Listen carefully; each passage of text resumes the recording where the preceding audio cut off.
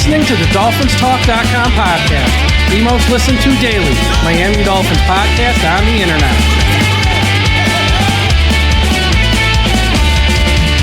Miami's got the Dolphins, the greatest of all. Come on, Dolphins fans. Time to fins up. We're in the air, we're on the ground, we're always in control. And when you say Miami, you're talking Super Bowl. Cause we're the Miami Dolphins, Miami Dolphins, Miami Dolphins #1. Miami Dolphins, Miami Dolphins, Miami Dolphins #1.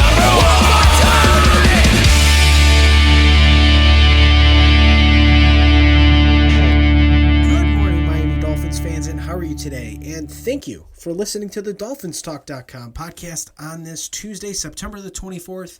I'm your host, Tom Ernest.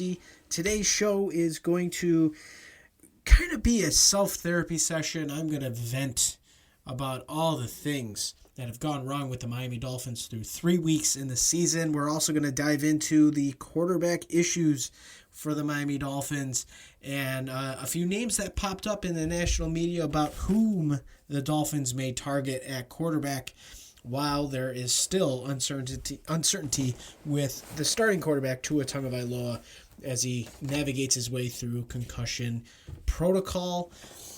Before we get into any of that, a big shout out to everybody listening over at finheaven.com, the largest Miami Dolphins message board on the internet. Also, everyone listening over at the Facebook group, I Am a Miami Dolphins Fan, run by the great and talented Carlos Hernandez. If you're on Facebook, be sure to check them out.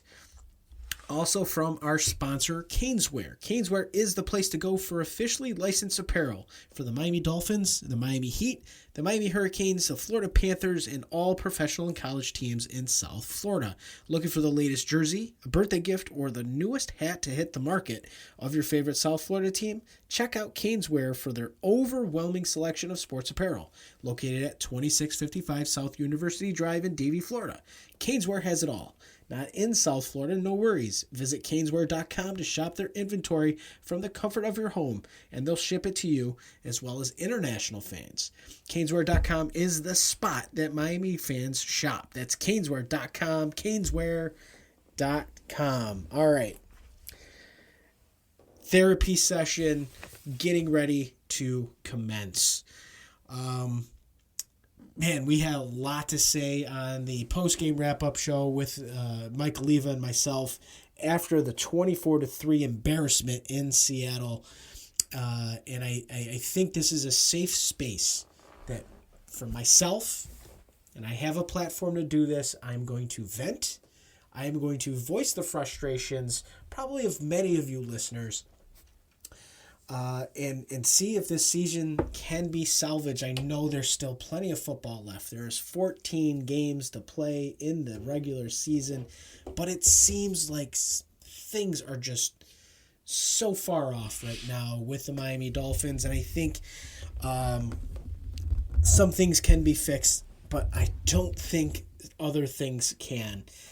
All right, let's get into it. Let me first start and preface by saying this. I still believe there is a chance the Dolphins can turn the season around in the early stages. But there are so many caveats to that statement. And first and foremost, let me start here. I personally don't believe that the current regime will be going anywhere. That's starting with Chris Grier. And I know some of you are already punching your steering wheels if you're in the car listening. But I don't think Chris Grier is going to be let go regardless of what happens this season. I'll tell you why in a second. Mike McDaniel is not going anywhere. So because those two are tied at the hip, I don't think Stephen Ross, who has not had many situations, I would say, where the team has found themselves in 2019, get it, right? The team started off really sluggish for a reason. But I just don't think he has it in him to fire Chris Grier. Because honestly, if Chris Grier is let go, Mike McDaniel's seat is really warm. Unless you hire within the organization to replace Chris Grier, a new general manager is going to want a new head coach. The new head coach is going to want his own quarterback. I just don't know, after shelling out this type of money, Stephen Ross is willing to do that. Now, Chris Grier laughed in our faces as fans of this football team when it came to the concerns, the interior offensive line, tight end position, wide receiver depth, all concerns. Have those concerns reared their head in the first 3 weeks? You bet your ass they did. Lack of wide receiver help,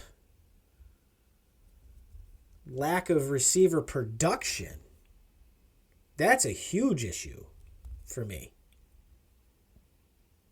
Outside of Waddle, where is Tyreek Hill?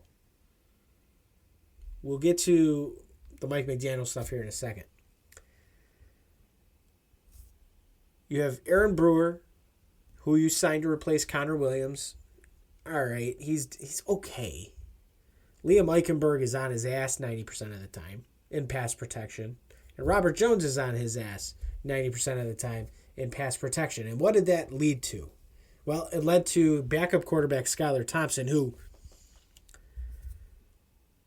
maybe not for his own faults, which, me watching the tape, I say it's about 85% his fault. The man held the ball way too long. Way too long. No quick decisions. No, not getting the ball out of his hand, trying to go through, if he was even going through progressions. Just he wasn't productive. And again, the quarterback conversation we'll talk about in a little bit. But the interior offensive line did no favors. Did they open up running lanes? You bet their ass it did. But again, we'll save the McDaniel conversation here for just a minute. But to laugh in the fans' face, the people that put money in your pocket for your product, you laughed at them. Well, Mike and I get a chuckle. Well, who's laughing now? The Miami Dolphins went from a powerhouse offensive football team to the laughingstock of the NFL through 3 weeks. You heard me, laughingstock. Why are they the laughingstock? They're averaging 11 points a game. Teron Armstead's hurt again. General manager decision. Austin Jackson is hurt. Granted, it looks like he could have come back and played in the game against Seattle. Didn't look like it was anything serious. But we'll find out when the injury reports get released on, I think, Thursday this week. The first injury report will be released. But roster malpractice is on the general manager of this football team. And at no point in his 20 years within this organization has been held accountable. But accountability should start now, and it needs to start from ownership. There is no excuse. Year after year after year, the issues that have plagued this team from making any sort of noise in the postseason are addressed. You take the cheap way out. You're giving out bad contracts to players that can't stay healthy on the football field. It is roster malpractice, and we are continuing to see it year after year, and no changes are done. Mike McDaniel. I'll preface this and say I am a fan of Mike McDaniel. I am not a fan of what he has put together in 2024. Now, I see a lot of talk, conversation, people speculating that something's not right with Mike McDaniel. I will say right now, if you're thinking that, cut the shit. You have no idea what's going on with Mike McDaniel, and don't even speculate something that he's worked a very long time to overcome. Number one. Number two, this man has been out-coached, outclassed in every single fashion for, call it 10 quarters of football through the first 3 weeks. He was completely owned by Sean McDermott and the Buffalo Bills, and he was completely outmatched in Seattle. But why? Why was he outmatched in Seattle? Number one, why on earth are you calling the same offensive system for a quarterback that cannot run the system? His name was Skyler Thompson. He has no equal traits to the offense you have tailored for Tua Tagovailoa. Absolutely none.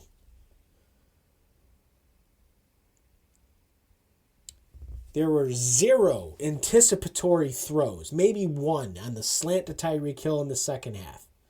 Maybe one throw with anticipation where the receiver wasn't even through his break yet. Why are you running that system with that quarterback? Oh, and by the way, 32 passes for Tim Boyle and Skyler Thompson to 18 runs is asinine.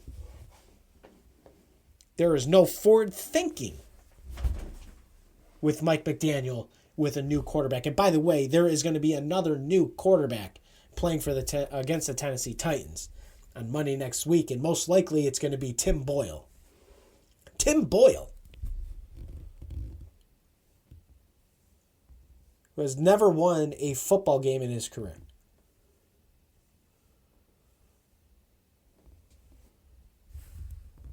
While you have Tyler Huntley, who may not be the answer. May not. God knows he probably doesn't know the offense. But he's a hell of a lot more athletic than Tim Boyle, and at this point, you need to run the football against this Titans defense. But will he adjust? If anything was proven against the Seahawks, the answer is no. He will not adjust. He will not adapt. He has talented running backs on their roster who had 5 runs of 7+ yards in the game against Seattle, and 2 of them were called back for my next topic regarding the offense.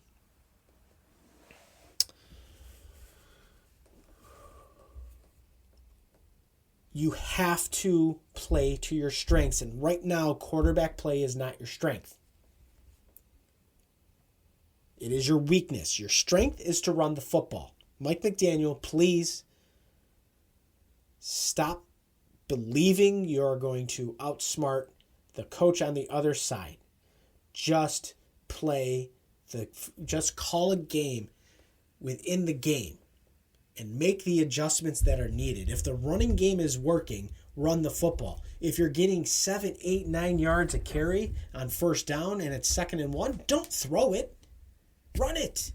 Keep running it until the defenses stop playing cover 2 or high deep 2 safety, right? If they're playing the 2 high safety look and they're taking away what you really changed in regards of what opposing defensive coordinators look at when they see the Dolphins, what they want to take away is Tyreek Hill and Jaylen Waddle. Make them pay for it. Run the football. And if you run the football, keep doing it until they stop you. And if they stop you, it's because they're now stacking the box. And if they're stacking the box, then you can start running the system that you ran in 2023. But utilize Devon Achane. Utilize Jalen Wright. Utilize Jeff Wilson, and if Raheem Mostert is ready to go on Monday against the Titans, use Raheem Mostert. Have all 4 running backs readily available and feed them the football. You have to get through these next 2 games before the bye week. You gotta get at least one through the bye week. Tight ends. A lot of us thought that, man, tough decisions when it comes to the tight end room. There's some talent here. Well, that talent, it's not really talent. Durham Smythe can't catch a pass. He's had, I think, he's dropped 4 passes this year already. I might be wrong. You have Julian Hill. Don't get me started with Julian Hill. He's a good blocking tight end. The man has 6 penalties called against him in 3 games, and he is still seeing the field. There is no accountability there. None. The Dolphins had it 1st and goal from the 6-yard line after an interception and a great defensive series to set them up to score a touchdown. And on the very first play, the guy doesn't even know how to line up. Mind-numbing stuff. Which, by the way, they don't utilize the tight end in Jonnu Smith, who was supposed to be the guy in that room. They don't even utilize him. They barely throw to Jonnu Smith. I don't understand what Mike McDaniel is thinking. But he has to change his ways. He absolutely has to change his ways. And if he doesn't do it, this is going to become a very long season. And like it already feels like it is. Last but not least regarding Mike McDaniel decisions, how does Danny Crossman still an employee of the Miami Dolphins coaching staff? They had 6 accepted penalties on special teams against Seattle. 6. 6 out of the 11 were on special teams. You can't have that. What are you coaching? You had all offseason to figure out this new kickoff rule. I think there was 1 or 2 penalties against Seattle for not being properly lined up on a kickoff. How the hell does that happen? Speaking of special teams decisions, Mike McDaniel, going back to him, why are you still giving your opponents great field position for not doing the right thing? Trying a 57-yard field goal on the road on 4th and 1 from the 39-yard line was mind-numbing. Mind-numbing. Ball was placed at midfield. They score a touchdown. Every single game, the Dolphins have made the wrong decision on a field goal attempt or going for it 4th and 1, 4th and 2, 4th and 3 from like the opposing team's like 45, 46-yard line when the game is still within 1 score. And it is blown up in their face every single time. Giving your opponents a short field is not the answer. Gotta stop it. Gotta stop. Yep, that's it.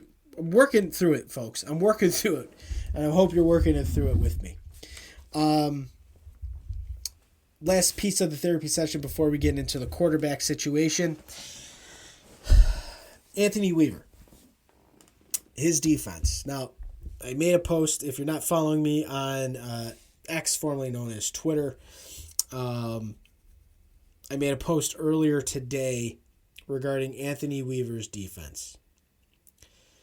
And if you haven't seen it, let me break it down for you here.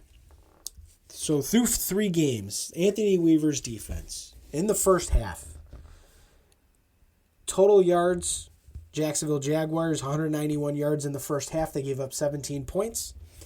In week 2 against the Bills, they gave up 198 yards and 24 points. And in week 3 against Seattle, it was 194 yards and 17 points in the first half. That is god-awful game planning, right?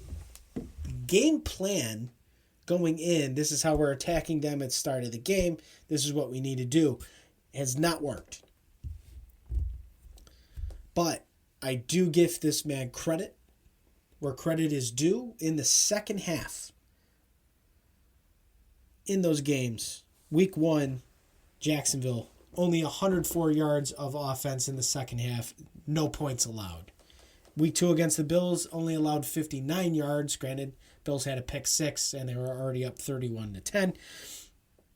Gave up 0 points defensively, and in week 3, they only gave up 132 yards and 7 points, and 98 of those yards were on that deflating drive where the Dolphins had it first and goal from, I think, the Seattle 2-yard line, and they could not score.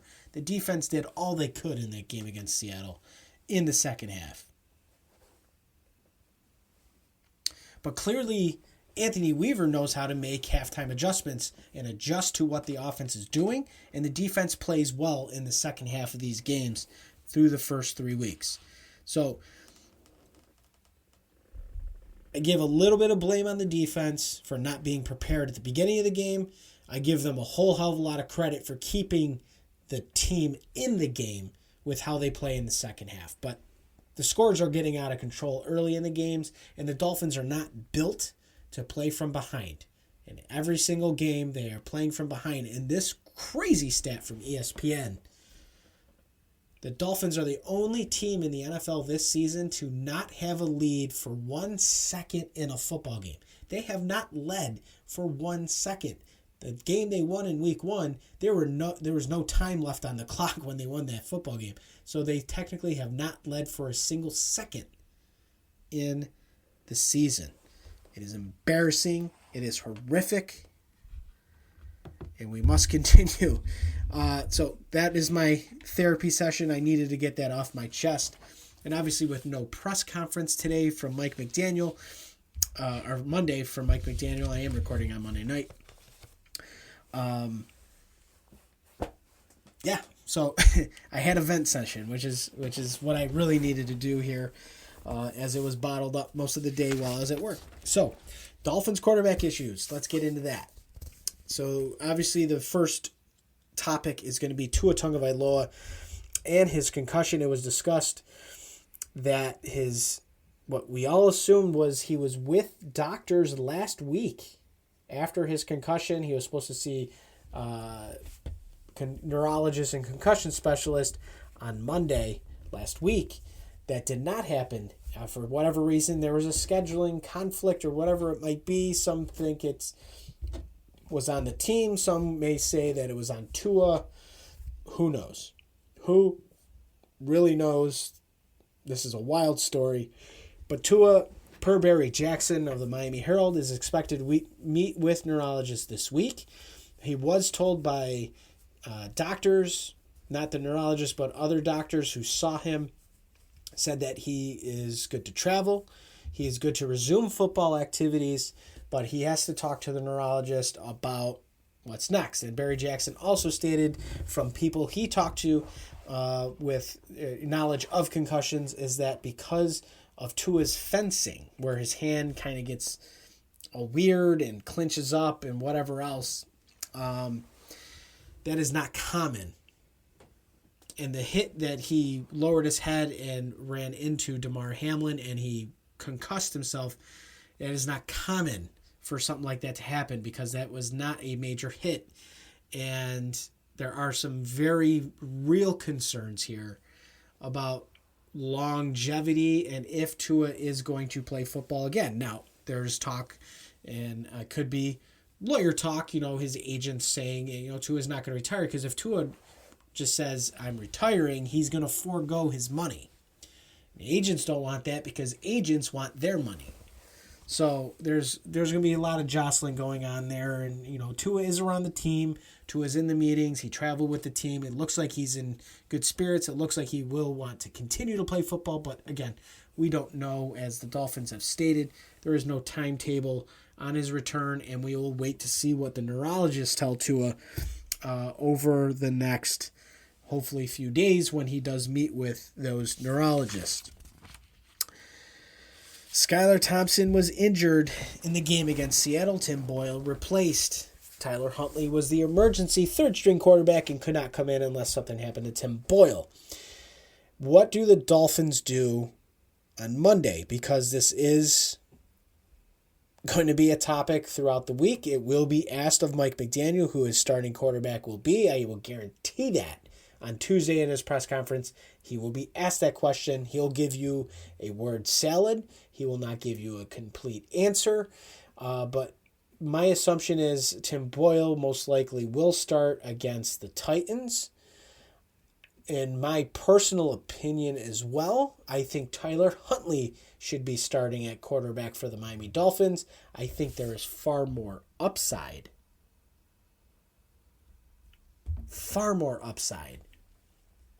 than Tim Boyle. Okay? Now, again, I'm hopeful that it's Huntley, but we'll see. Again, Mike McDaniel will run his guys out. He was a fan of Tim Boyle for God knows what reason, but here we are. But Skyler Thompson being hurt, I think that is going to potentially end his season. He does have a rib injury. We don't know the extent of it, but if it's something that he's going to be needing to go on IR, he will not be one of the players that will have the return designation. There's no point in Skyler Thompson returning. I believe he has seen his last snap as a Miami Dolphins quarterback. He may even seen his last snap as an NFL quarterback, as every game he's played in has just not been good.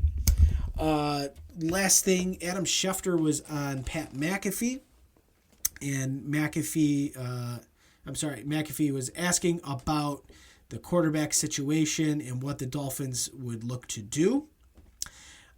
He made valid points and what the Dolphins can do because they want to salvage their season and they need something of substance at quarterback while Tua figures out what he wants to do. He said, quote, "I think I'd call Denver and I'd say, what would you want for Zach Wilson?" Yep, you heard that right, Zach Wilson. "I would call Pittsburgh and I would say, what would you want for Russell Wilson?" Makes sense based on how Justin Fields has played. "And I would call Cleveland and say, what do you want for Dorian Thompson-Robinson? Because they have to save their season here. Now, maybe Tyler Huntley can step in relief here and stop the bleeding and get things back in order. But to me, they have to look for another quarterback too, and those would be the guys I would be looking at if it were me." I'm fully on board with what Schefter said. I think you need to place those phone calls. I think you need to see what it could take to potentially poach one of these guys from another roster, because it's not going to take a hell of a lot to probably poach one of these guys. Now, you're not looking for, again, a quarterback of potentially the future. You're looking for tryouts for maybe what a quarterback 2 looks like. And if that quarterback 2 potentially could take over if Tua decides to hang it up, maybe you got something there. But the Miami Dolphins, and I'm putting it out there, are going to be in the market for a quarterback in 2025 in the NFL draft. So start watching college players. Watch Carson Beck, Shedeur Sanders, Quinn Ewers, Cam Ward. The list goes on and on. But, folks, be prepared. You just never know with what's happening with Tua at this point. And the Dolphins, as unprepared as they typically always seem to be, they cannot be unprepared for this moment. They have to make a decision, and they have to have a viable quarterback 2 going forward. That will do it for the show. I'd like to thank everybody for listening. Be sure to follow me on X, formerly known as Twitter, at DolphinsTalkTom. Please be sure to go to DolphinsTalk.com each and every day for all the latest Miami Dolphins news and information. We will have shows all week leading up to next Monday's game against the Tennessee Titans, and God knows what the hell that will bring us as fans of the Miami Dolphins. I hope everybody has a great Tuesday. Put a smile on your face. And enjoy your day. It's not the end of the world yet when it comes to the Miami Dolphins. We'll see what happens next Monday. I will talk to you again soon. Fins up. Let's go. Thank you for listening to the DolphinsTalk.com podcast. Be sure to visit DolphinsTalk.com every day for all of your latest Miami Dolphins news.